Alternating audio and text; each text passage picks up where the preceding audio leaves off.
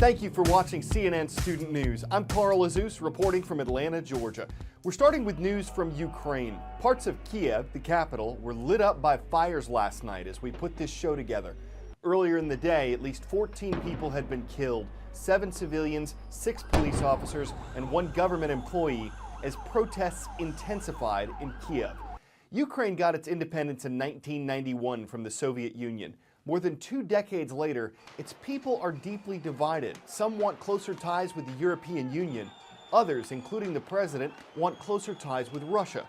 Protests over this have been going on for months. Each side is blaming the other for Tuesday's violence. For Americans in the U.S. Northeast who are sick of snow, now is the winter of their discontent. The good news is it's going to get warmer for them as this week goes on. The bad news, meteorologists are saying at least another month of cold, snow, and ice will follow.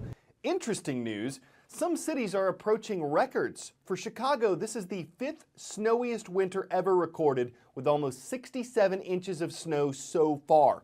For Philadelphia, the 3rd snowiest, over 58 inches of snow there. And for Indianapolis, this winter is the snowiest ever, almost 52 inches of snow, and we're only in February. Once again, the Northeast is bracing for another snowy blast. I have to stop. I cannot see where I am. This latest winter storm already causing crippling whiteout conditions in northern Illinois and slamming the Chicago area with up to 6 inches of snow. In Milwaukee, icy roads causing a vehicle to spin off the highway, hitting this squad car, which was at the scene of another crash.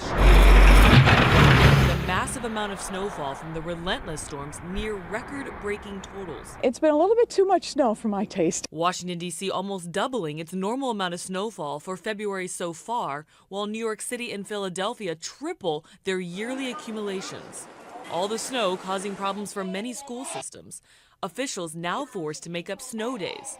In parts of Pennsylvania, class was in session on President's Day.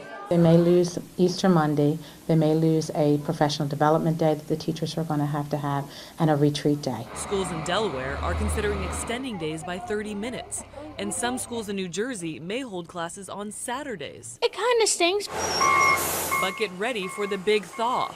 Later this week, temperatures will finally rise, melting these massive accumulations of snow from Washington, D.C. to Maine. On the West Coast, it's heavy amounts of rain and snow in Oregon that brought down trees, demolishing homes and landing inches away from people inside. I can't see how she got out of it alive. And in Seattle, mudslides, trapping this car on the highway and closing some transit tracks. Time for the shout out. Which part of the U.S. government tests the fuel economy of new cars? If you think you know it, shout it out. Is it the EPA, FDA, FAA, or DHS? You've got 3 seconds. Go. The Environmental Protection Agency, EPA, gives the fuel economy info you see on new car labels. That's your answer, and that's your shout out. The U.S. government sets minimum gas mileage requirements for new cars. Now, the Obama administration is ordering new requirements for medium and heavy-duty vehicles, tractor-trailers, buses, and vans. Why? The government wants all new vehicles to get better gas mileage and give off less pollution. It hopes the new rules will help make that happen. One complication is that the technology it takes to do this can cost more, raising the price of new vehicles. The government says this will be offset when money is saved on fuel.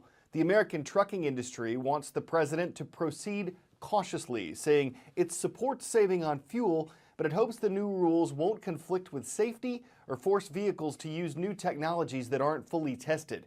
The president's new guidelines were issued by executive order, which means they won't go through Congress for approval. Last November and December, the personal information of as many as 110 million people was stolen. They'd used credit cards at Target. At around the same time, more than 1 million others had their info stolen. They'd use credit cards at Neiman Marcus. Paying for something electronically is convenient. It allows you to buy whatever without going wherever. But is it secure? First, there was cash.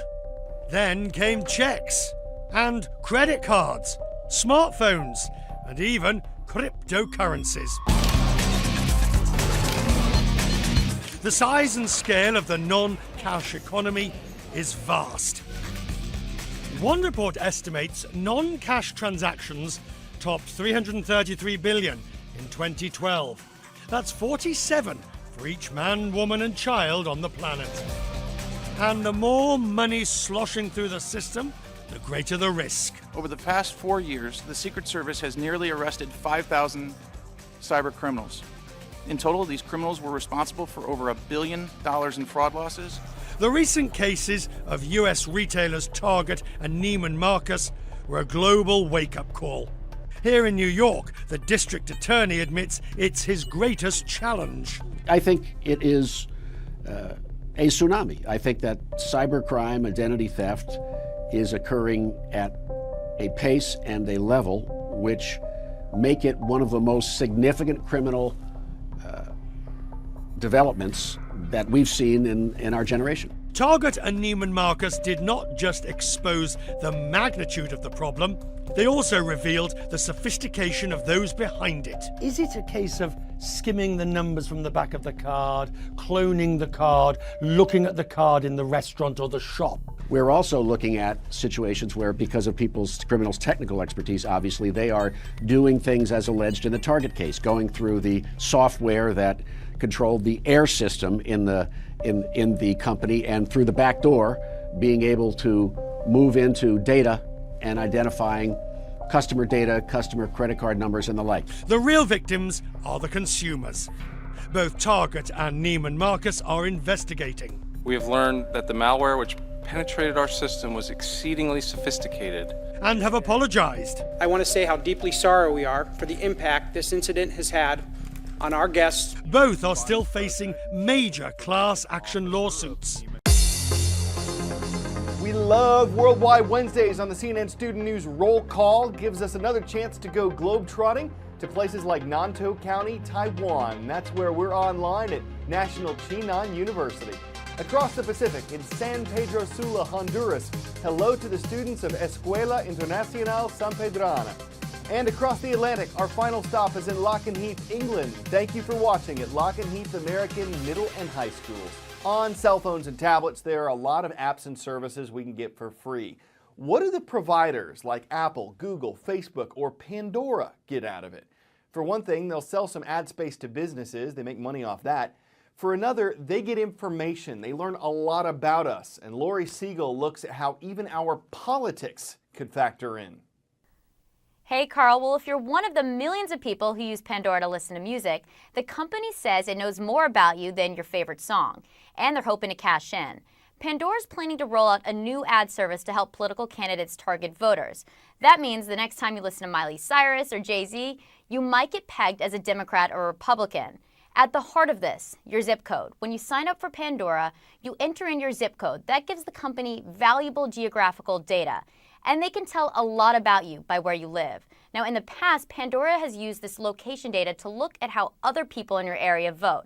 Now they're adding in your listening preferences. Now, using your location and what you're listening to, Pandora says they determine your political preference. So let's take a look at what Pandora says your taste reveals about your politics. Listen to Daft Punk. Pandora may determine you're likely to vote Democrat. If you like country music, Pandora infers you're more likely to vote Republican. Love some Jay-Z? Well, according to Pandora, it's harder to determine your political affiliation. Listen, Carl, one thing is for sure. Those apps on your smartphone, they're looking to make money. Many of them are. And to do that, they've got to get to know you better. That's the advertising game, and it looks like Pandora's got a head start. Carl? Before we go, when octopi attack, doesn't typically occur unless they feel threatened. So when this happened to two divers off the coast of California recently, they kept one camera rolling as an 8-foot giant Pacific octopus tried to take out the other. The diver who posted this on YouTube thinks the animal saw its reflection in the lens, mistook it for another octopus, and went after it. When the camera flashes went off, the octopus went away. Would you have stuck around? I can think of 8 good reasons not to. It's interesting the diver never thought he octopushed it away. It was 8-armed and dangerous. Guess when that happens so fast, you don't have time to ink about it. CNN Student News dives back in tomorrow.